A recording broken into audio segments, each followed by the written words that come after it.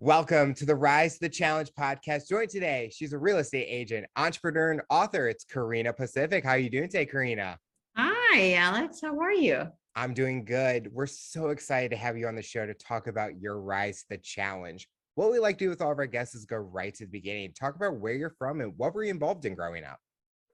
Oh gosh. Thanks for having me and thanks for doing what you do. I think it's wonderful. We all learn from each other, I hope. So this is wonderful.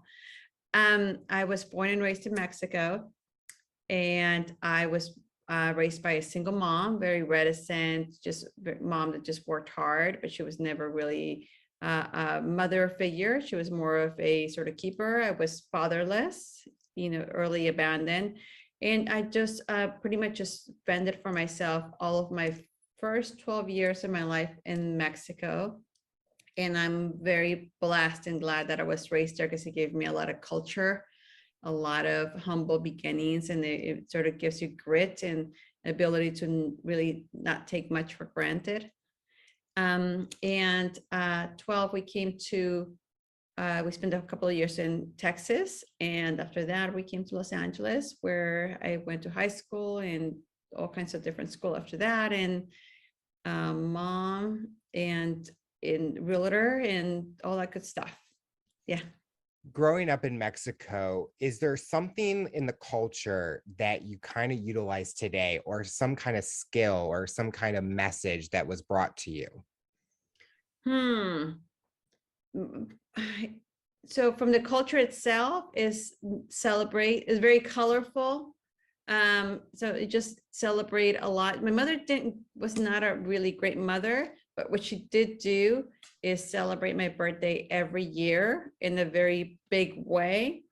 And in Mexico, we celebrate a lot of different traditions, and it's always very colorful and bright. And you bring anybody can come in your house and you want to feed them and that sort of thing. So that's something I've always included in my life. And I still celebrate my birthday. I think we're blessed to be alive, right? And I do that to my daughter all the time. So that's a big part of just celebrate the big and little and big accomplishments, because even if they're little, they're going to become big. So celebration. I was raised in a very, very humble beginnings. Some would call poor, but that allowed me to just, anything is great, to not take a lot for granted, anything for granted, really. So there's a lot of little things. Yeah, food. And because I had to really kind of raise myself, I had to be very reliable and flexible and resourceful. So, and that served me well. I love how you mentioned celebrate the small things. And I've kind of learned that over the years to do that, because those little things can always turn into something bigger and something grand that can evolve over time. And I think my mom has definitely helped me with that, because to me, I didn't think about, oh, that's not worth celebrating. But then when you look back at it, you're like, wow, I started from there and look where you're at now. And I just love that feeling. And I try to incorporate that anytime I have that small goal. Yeah. Be happy, celebrate, have fun with it, because it's something to remember. Cheer yourself, like those little things, like, oh, that was pretty good. Like just it was a little thing, and then reflect on something big that might have happened, and then ask yourself, how did it become big? Oh, it's because of those little steps that I took, and that should be celebrated. So sometimes we think those are little stepping stones. No, they're not little. They're a step to the next level, and every little step should be celebrated because you took the step. Did you feel that you had to grow up really quickly as being fatherless and your mother working so much that you kind of had to like learn quickly? Yeah, I think at the time I was just doing what I had to do. And so I was little, I didn't really we don't really reflect that much back, we think about it, but I think my curiosity allowed me to, allowed me to sort of expand on what I needed in my life to carry me on to those little extra little steps. But yeah, I don't know if I answered your question. No, you did. It Okay. also, with your mother working so much, did you kind of have a role model, someone that inspired you outside of the household that kind of you were able to talk to, express feelings, emotions, things like that? Oh my gosh. So I just learned this through my psychotherapist, this wonderful woman called Bianca Rodriguez in Santa Monica. And she taught me a couple of things that I think is so powerful that I never learned. I mean, I'm going to be 50 years old this year. I learned it maybe 2 years ago. She said to look back at the little person, the young in you, the young Alex or the young Karina, and then just sort of have compassion for that little person, for the young person, not little person, but also she also helped me acknowledge that because I was always alone and always pawned around different people's houses while my mother worked, nobody really conversed with me. Like I was never really asked, what do you want to do? What do where do you want to go? And kind of there was no exchange. So I had to learn that on my own. Yeah, Was it hard to make friends having that kind of mindset growing up? it was. Oh, 110%. Yeah, it still is. I wasn't taught to have friendships or relationships, so I'm still learning. And now I've learned to, obviously, it always starts with self, to nurture first, Hmm. make friends with yourself, be okay and good with your own company, but make friends with yourself and be good to yourself so that you can be good with others. And then make friendships and have relationships and nurture them and enhance them and be in conflict sometimes and come out of it okay. I think that's definitely true. Even when I was growing up, having divorced parents and you're bouncing back from households and you're like, oh, well, you just don't have time to go out with friends, have fun with them because Yeah. you don't know what household you're going to be, can't make plans. And that kind of hurt my self confidence in a way where Oh, I yeah. can't really, I want to be friends with these people, but they don't get to know me fully. They only know who I am in school. But then over time, where I'm getting older, I have a more schedule. Like I did the same exact thing, had to nurture, find myself first so that I can be open to those people. And now they get to see the real me. How old were you when your parents got divorced? I was 3, so I was always Oh, living with divorced parents. So to me, it was just normal. And like I had nothing different in my life. My mom remarried, but it still didn't feel the same because it wasn't my father. And so even today, where still they're divorced, they're still single with each other. And but I'm able to be myself a little bit and utilize those tools, kind of how your psychotherapist says, looking back at that younger self. That's what I do and see maybe I needed this to get to where I am today. 100%. Oh my God. And you're so young for you to be reflecting the way you are is pretty amazing. And then having this platform for others. Yeah. Moving to Texas, which was the first step when you were moving from Mexico to Texas, was it hard to adjust to a new city, obviously it was a new state and things like that? New country. Yeah, new country. Country, yes. I was actually not supposed to have stayed in America. I was supposed to just come for the summer of 85. My mother had found a job and I was visiting with her and I was supposed to be sent back. And by a miracle of God, because that's really what happened, there's a longer backstory, but I ended up staying. And I always say that's really when my life began. Mhm. And I was infused with this family, with their life, their everyday, a really affluent, great Brady Bunch like family in a really nice area in Houston, Texas. And they threw me into their life like past the sugar. It was like nothing. They were really wonderful and inclusive. But I did not know English. And they sort of put me into their kids' school, which was very much non-Latina. There was no Spanish.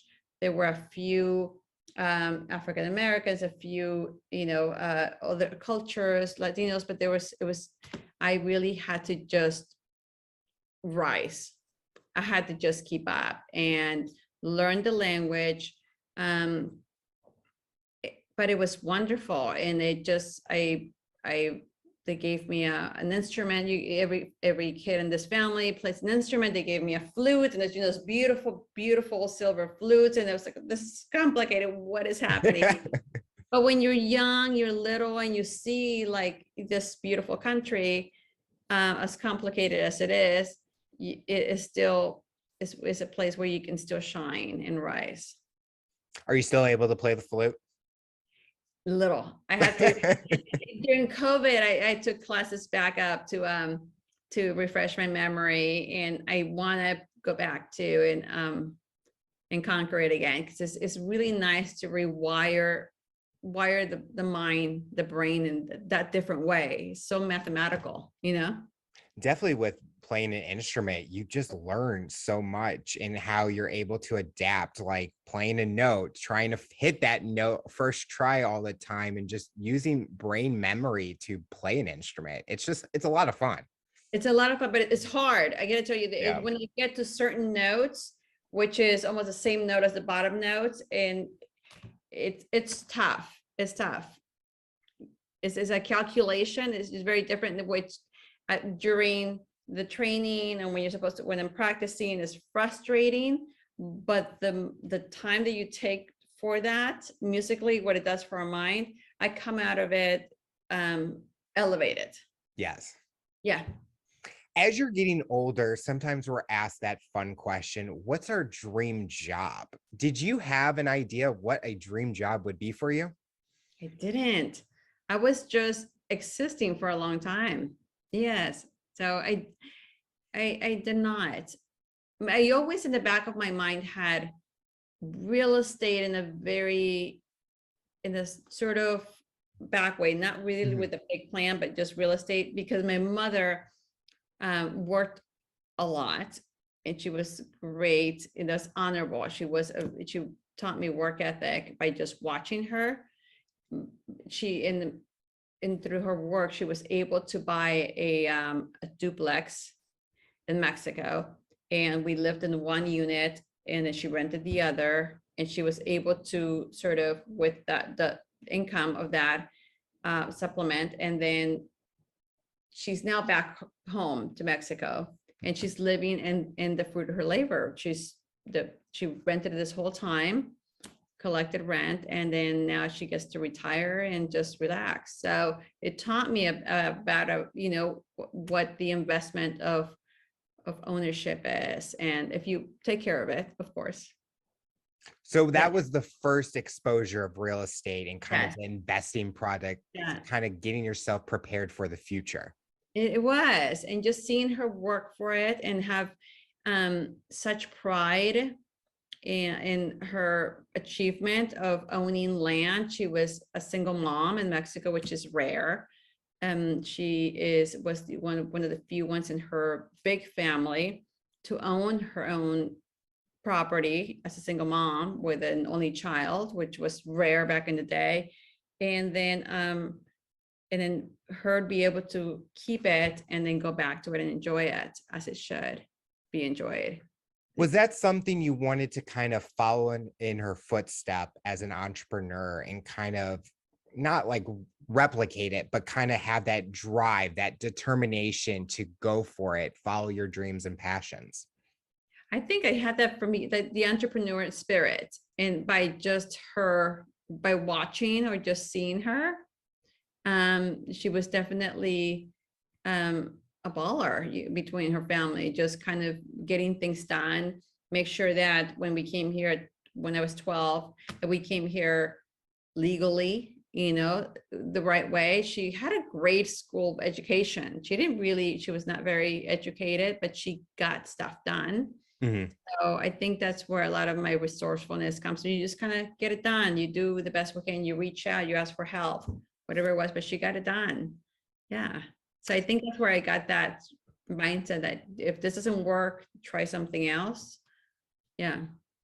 You mentioned the next step was California. Where were you located in California? And did that still follow where now you got to learn a new culture, the new kind of area, and just learn basically.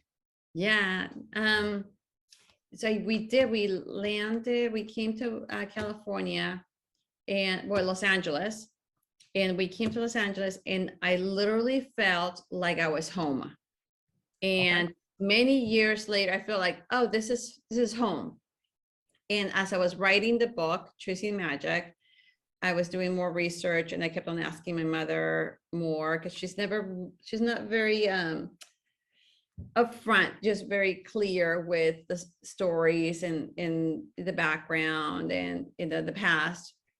I finally found out that she actually had met my father here in Los Angeles, and they became a couple. She procreated here and then went back to Mexico. And how she stayed there is still to be discovered. So when I came here, I felt like I was home. Oh, of course, because I was procreated here. Mhm. That's where my life kind of began, per se. You know what I mean? And then so we just began in East LA with some friends. And that was a culture shock because even though I am Mexican, that the East LA culture is beautiful. There's beautiful people there with they're artists. The Chicana culture is really its own sort of Mexican, but I was very different. I was born in Mexico. They were Mexican Americans. So that was really interesting. So I always felt like a little bit of an outsider coming to Houston, being, Mexican and in a very Caucasian, affluent area, then coming here to East LA, I'm Mexican, but not Mexican enough, more American. And then we kind of hopped around all over Los Angeles, West Hollywood Hills. I ended up in Los Feliz, and then now live in the beach cities. Living in LA, we hear a lot about that LA lifestyle. Looking at your journey while you're in California, did you kind of get that feeling that you were living that LA lifestyle, fun, glamorous, kind of exciting life?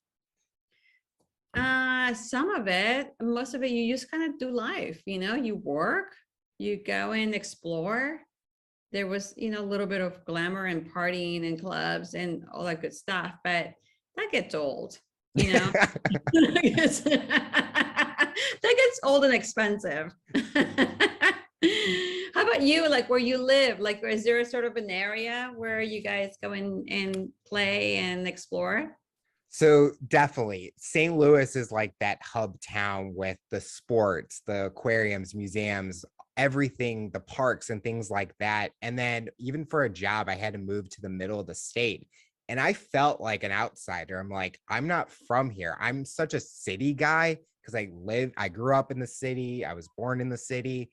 And then you get to the middle of the state and it's kind of like the farmers, the working class and things like that. And when I got the chance to come back, I took the opportunity because I'm like, I want to be myself. I want to enjoy what I loved because I was basically homesick living in the middle of the state. Uh, And so when you mentioned about kind of it coming full circle to now being in LA, where that was where it began, but you didn't start there, that yeah. was kind of that moment for me where I knew I was going to come back. I just didn't know when in my story that was going to happen. And it's been the best decision for me because What I'm brought you back? a job. Okay. So I was always trying to, during the kind of before the pandemic, I knew that I needed to find a new opportunity. And within my company, they had an opening and I took it. I was like, I'm going to go for it. What's the worst thing that can happen? Yep. And got it, went with it. And I was there for the next 2 years until I changed jobs but I still get to be in the same town. That's great. And you're glad you did it. Yes. Cause I think my friends are here, my family is here. I'm so close with my family that it was so hard being like 2 hours away from them. Mhm. And we would always have to meet halfway. And I only got to see them like once a month or once every other week. But luckily, there's cell phones. I mean, if we didn't have those, it would be kind of hard. Oh my goodness. I remember the beeper. And I don't know if you would know the beeper. Like it was this little thing and it's this little box, and then you would call it and a phone number, or you call this number, and then you have to go to the public phones on the streets and with germs and call and they call, and that was like, so at some point I realized like I don't want to do this call and just be on, on the corner or some random street and call it. Like, if this is important, I had certain codes for my friends. 411, you have a quick question. 911, like you need me. Like it was just sort of, there were beepers. What else were there? Yes, but thank goodness for cell phones. Yes. As a real estate agent, what's the hardest challenge you're facing with the California real estate? The hardest. Besides the prices. Besides the prices, I just wish that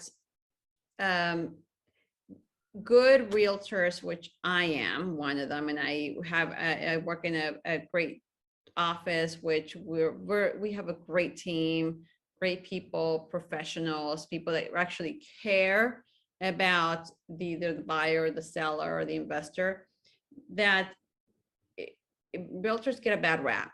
And realtors also have, they're taken for granted, I think, a little bit. We do a lot. There's a list of hundreds that we do behind the scenes. There's liability involved. There's a lot of legwork on the behind the scenes that even the consumer doesn't see, because our job is to foreshadow and fix. And fix, so then you as the buyer, which you will be one day, are not worried about those little minutiae, because we're on back end foreshadowing and fixing things. So I think because we do so much behind the scenes, almost like a parent, how parents do so much behind the scenes, it's almost that. And because we're not supposed to be grandiose and kind of, I think we're looked at as we do minimal. We actually do a lot behind the scenes. And I think that's the hardest, having to justify our fee, what we get paid, what we do, without sounding like we're just trying to be conceited about it, or trying to be, you know what I mean? So I don't know how to explain it. So that's the hardest. It's just like, no, we actually are your best advocate. We're actually there, have a fiduciary duty to you. And that applies again to a good realtor. So I would just say, just seek out somebody really good that actually has your back and is looking out for you, because there's a lot behind the scenes. You talked about real estate agents getting a bad rep. There's a lot of shows out there now where they showcase these agents, but it's a lot more of it's a TV show. Yes. Do you think that has helped what people think of a real estate agent, or do you think it has hurt what people think of a real estate agent? Because you talked about a lot of stuff that maybe the public doesn't know that what realtors do for their clients. Well, I don't know that it's hurt. Thankfully, the word reality is still attached to a show, because it is a show, and you have to be, I hope people are realistic that it's a 30-minute something, like doing a 30-day escrow, 45-day escrow in 30 minutes. It's really hard to kind of get what happens, the juice, the substance that goes behind the scenes. There's a lot. You just don't get that deal done. Oh, it's done. Like, it has to be written, it has to be countered, it has to be make sure that all the initials are in the right place, that the right contingencies are met, the right timeline. There's so much. So no, it's nice on a short form, but there is a lot behind for 30, 45 days. And even after, when we close an escrow and you get your keys, I get calls from my buyers. Oh, the window's not opening, or whatever. It's a lot. And it's like, I think I just kind of discovered this, like parenting. It's just always something. And I don't think we actually get paid enough for what we do for that. Yes. What's the biggest thing you've learned about yourself during your career? Real estate? Yeah. Um, I've learned to listen more, and ask the better questions, and just trying to figure out people's um, agendas and plans and why they want to, have the American dream. And just never assume. I think that's just one of the biggest ones. Never assume people know. Just Yeah. because I know the process, even in life, like we should not assume anything. Just ask. What is the book? I forget the author. The Four Agreements. It's one of the best books out there. If you want to, is the Four Agreements is, I'm going to butcher this. Never assume, never, listen. Oh my gosh, we're gonna have to Google it. But I tried to read it almost every year, but one of them is don't assume, because we get in trouble and it's just a waste of mind. So I never assume, just have an open mind, and hopefully people feel free to reach out for help. I want to take that first one that you mentioned, never assume, because a lot of people can utilize that in their life. And I want to ask, for when you were growing up and maybe it was hard to make friends, or even maybe now, people might assume what's going on and why you act a certain way, why things are going a certain way. And I know for me, if you're assuming something about me, just ask, because I will give you the answer. Do you feel that that has maybe been a reason where people might assume certain things about you, but they don't really get to know you, so they might think wrong, and then they don't really know you? Yeah. Oh, the other one is never take things personal. Yeah, Yes, that's right. a good one. The other ones will come back to me. Never, yes. I mean, for me, I think sometimes I have a very serious face. In I've been told that it's intimidating, it's not welcoming. And I'm actually like a very open, huggable. I want to touch you and they just hold you and like, hey, how are you doing? What's going on? And just get really real. So I think my resting face can be a little bit, not the most welcoming, but I mean, all I can do is just be there ready for them to approach me, and then they'll have a different sense. I mean, we've only talked for a few minutes knowing each other, and I already got that, where you're kind of Uh, that bubbly, personal person. And it's like, you can't assume things about people, just even on a facial expression, because I mean, I think sometimes I go back to my old boss, where sometimes it looks like I had a stroke because my smile kind of goes sideways. And it's like, well, yeah, I had it, but you can't just assume that I'm going through it right now. But just ask me. Like, yeah, it's better just to ask people things than start assuming, because we see how it goes. Social media starts playing, videos, text messages, emails. It just starts getting blown up. And then that's when it just starts to crumble in people's lives. it is. The other one is like, you said text and phone, like texting sometimes, because we're busy and you're Yeah. just responding to the text and you don't necessarily like add the emoji, the smiley emoji, and it sounds like you're just being blunt. Like, no, Yep. we're just sort of texting. Like, I don't need to like put an emoji so then it sounds better, right? It's just like, never assume, like you never know what the other person is doing on the other end. They're just trying to respond to you so then you get your answer. And but yeah, never, assumption is so bad. It's not good for relationships. I'm still trying to get better at emojis. I mean, I'm like, I think I have like only like 4 that I utilize in my text messages, and they are like the simple. And then when I get these other ones, I'm like, what is this supposed to mean? And then I'm asking the question, what does Yeah. this mean right now? Yeah, or the acronyms. Like I have to Oh, Google yes, there's so many. I have a 21-year-old this year, and the stuff she sometimes sends, I go back and Google it so then I can embarrass myself. that's my mom too. She's like, can you not talk in acronyms? I go, I'm Yeah, sorry. I talk like that. So I just say, it's just so natural to us, it because is. especially maybe the 21-year-old that your daughter, it's like we speak those ways and it's just natural. And then we have to remember that different generations didn't grow up like how we did. So we have to explain a little bit more. Have you interviewed your parents separately? No, but I don't think my mom's camera shy, so that Okay. would be she would be like, "Can we just do an audio version?" And I go, well, "Yeah, if we started like this 2 years ago." But it actually would be interesting to learn her story a little bit more, because it's fun to, like, each time I'm with my grandparents and her, I always find out something new, and then my grandparents find out something new that they didn't know about her. So it's always trying to unveil certain things, and I think that's how my mom and I have become super close, where we're just learning and we're open with each other about things. That's great. That's very good.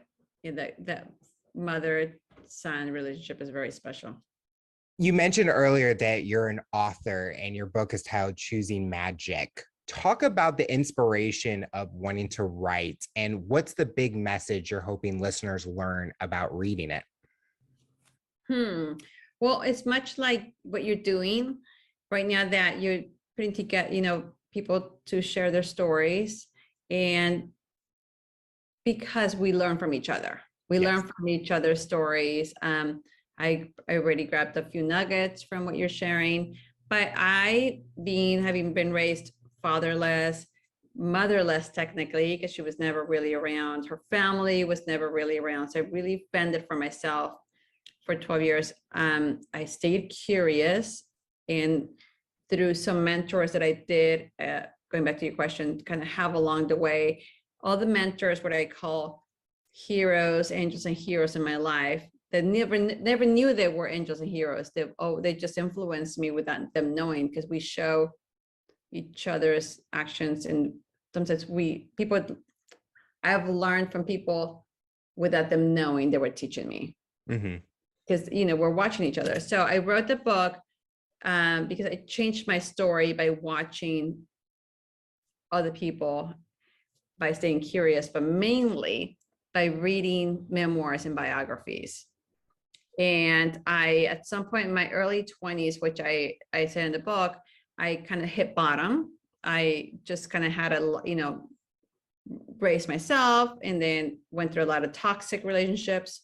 In my early 20s, I got tired, and I really got on my knees, and I asked God for help, and I just a bunch of different things happened after that. But that was the era of self-development, before your time a little bit. And I started diving into self, realization, just reflecting, all kinds of different books of, this era that's still this now. It actually happened way before. This is just a very different now. This attaches energy and vibration and all that stuff. So yeah, I wanted to write the book because I saw the value in memoirs and biographies and learning from each other. But I also, because I did change my story, and I was married for 21 years and raised a great kid, even though I wasn't really raised by two parents. She's pretty amazing. I thought, what were those tools that I used to change the story? Like, what did I do? What was it? Let me write these down. Hopefully it helps other people, but also I know that this is not the last time I will go through adversity. Mm-hmm. I'm going through it now again. So let me write those things down to hopefully help other people, but also to reference back and then add more tools, 20 years later, because we evolve. And so we need different things. So that was one of the main reasons. When you're reflecting on those memories or those moments, did it hit you emotionally or trigger any kind of feelings, or did you kind of utilize it as a phoenix where you're rising up, learning, and hoping to use it as inspiration for other people? Back then, it was more for myself. And hopefully if we could help one person, that would be great. So that was in my early 20s. Now I'm going through a different phase that is a big life changing. And now, because I'm much more evolved, I'm older, I'm using those tools, and then I'm going through several things where for healing and just sort of revamping the spirit that's been lost through the adversity I've gone through recently. That will help me. Now I'm much more aware of what I'm doing. I'm more purposeful. It makes sense, as opposed to just going through it initially and exploring. Now I'm going to use that exploration, what I learned, and then now I'm going to be very, intentional. Sometimes it's hard for us to look back at memories and say, what could I have done differently? Why didn't I do that? And you brought up toxic relationships, and a lot of people say, I wish I did this, I wish I did that. Do you feel that going through those relationships, it helped learn more about yourself and how powerful you are as an individual, where you can learn and grow and be who you are today, being Karina Pacific here today as a woman, an entrepreneur, a great mother? Say that again. I guess, what was the question exactly? Would you, going through those toxic relationships, did it help you teach you or learn more about yourself, just because maybe at the time you couldn't be that person, but Right. over now it has taught more about you? Oh, yes. And I wouldn't have it any other way. Whatever happened in my background in Mexico, and even the toxic relationships here, like it's made me who I am now. Maybe I would, and I've learned from it all. Like it all happened. It all happens for a reason in our lives. Yep. I would say maybe I was too patient, and gave the benefit of the doubt way too long. And what I learned was that sometimes we just don't change. Sometimes, and that applies to the people we have in our lives. Sometimes they just don't change, and they are who they are. So you have to make a decision with, I'm going to take this person for who they are who they are, and I'm going to be okay with it, or I'm going to move on. And what's that saying? Some people come for a season, some people come for a reason. So I've made the seasons very long sometimes, because I'm kind of patient and I give people the benefit of the doubt. And I don't want people to feel like I'm my friends or the people in my life abandoned, like I'm just too quick to leave. But I think it took too long in some of those situations where you can leave gracefully as they do their journey. That's what I've learned, I think, mostly. I probably won't stick around too long when you see the signs, I love that line that you mentioned. Some people come for a season, come for a reason, because my mom uses that line to me all the time, because I have seen that with my friendships. Sometimes I've given these people the benefit of the doubt and kind of be there for them, and then I don't get that reciprocated. And then when you cut ties with them, they came for that season, but you always have some of those people that are there for a reason. They are meant to be in your life. You are meant to be in their life. And I love that line. When you said, I'm like, that fits perfectly, because I utilize that today. And I look at my friendships as, I want people that want me to be in their lives, and I want in my life. Absolutely. Like the people you think, why are they not, reaching out? Or, I mean, people will make time for you if you're important to them. Yes. Right.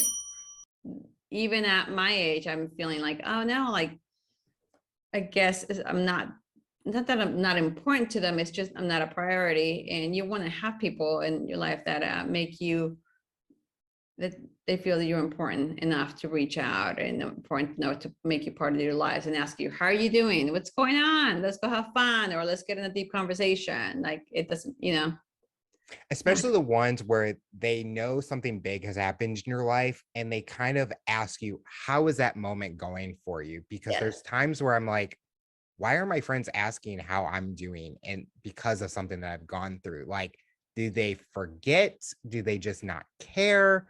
And then when I tell them something that has evolved from that story, and they're like, oh my gosh, I feel so bad to talk about, or I didn't think, they assume that I don't want to talk about it. And it's like, you know me, I will talk about it. If I'm uncomfortable talking about it, I will say it. I'm uncomfortable talking about it, but it goes back to the assuming part.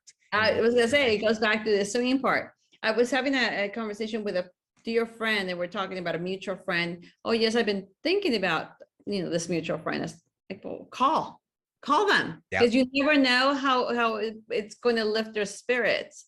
Like, just don't text, like, just call. If anybody out there is listening to that, if you this person comes to your mind, like, I wonder how they're doing, or oh, what's going on, just grab the phone Yep. and you're in my mind, you're in my, like, I hope you're doing well. We don't need to have a long conversation. You just, it lifts people's spirits to know that they're being thought of, and that there's a concern for them. And yeah, even if they're doing fine, oh, that's so nice. I mean, it's just, right? It's just, Oh yeah.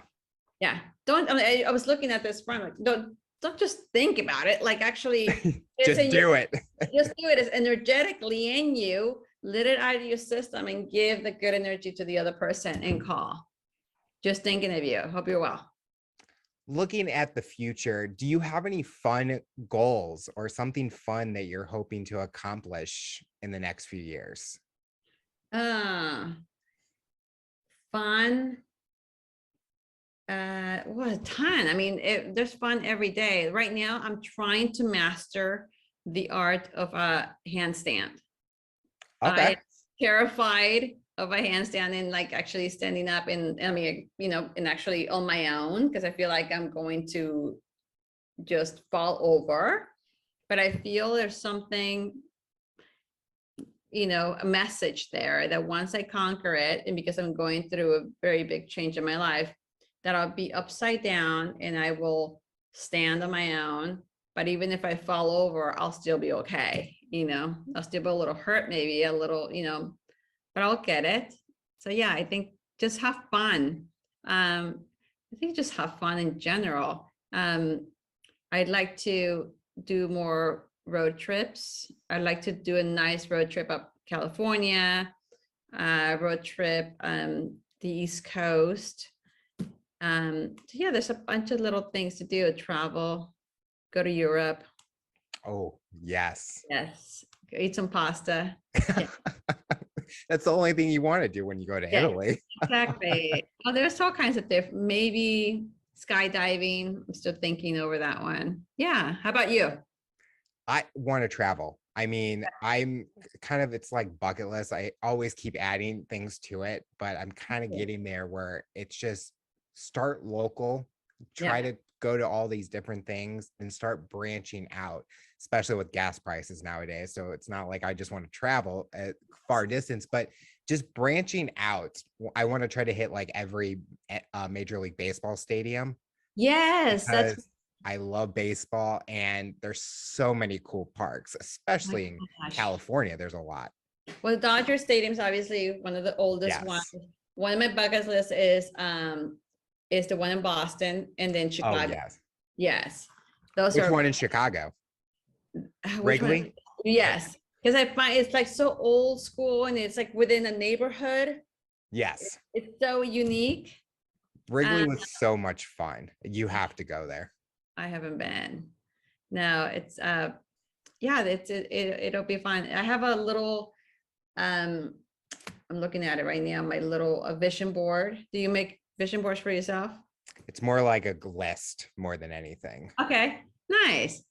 So yeah, that's you put the bucket list in there, and I've done a few so far. Yeah.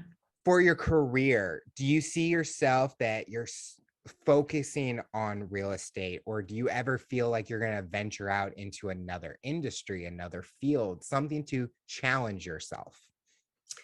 Well, thanks for asking. Well, I do, as an extension of real estate, I'm a feng shui consultant because I believe in the energy in our environment and harnessing that energy so it best benefits us, health, relationships, wealth, and what have you.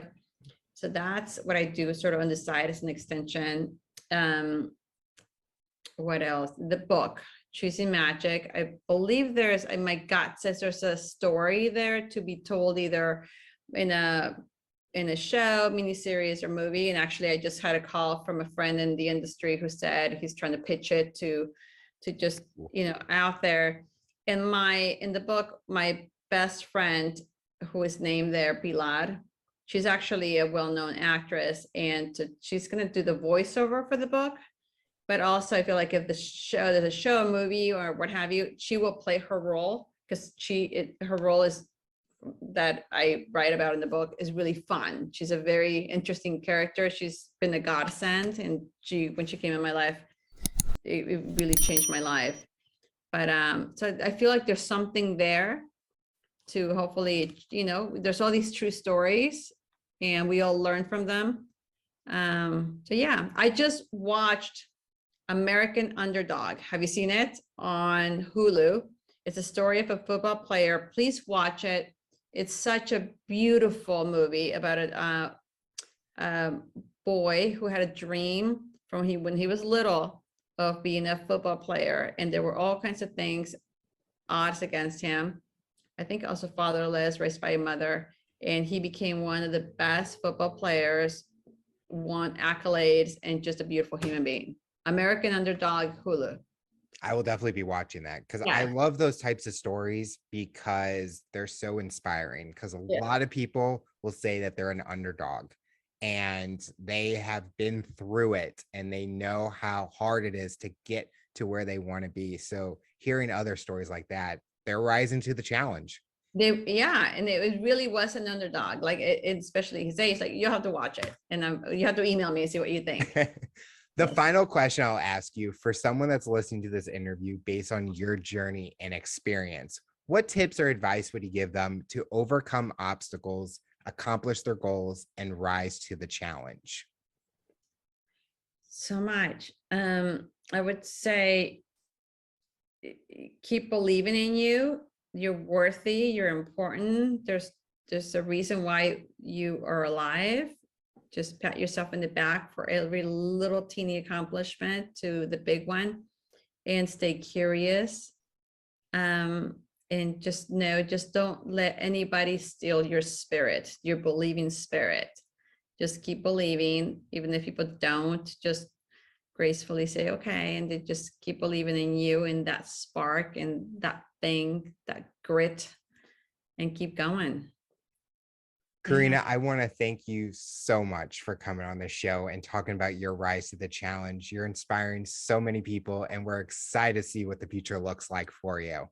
Alex, you rock. I love that you do this. You're so young, and I wanted to learn a little bit more about you, but we'll have to do this another time.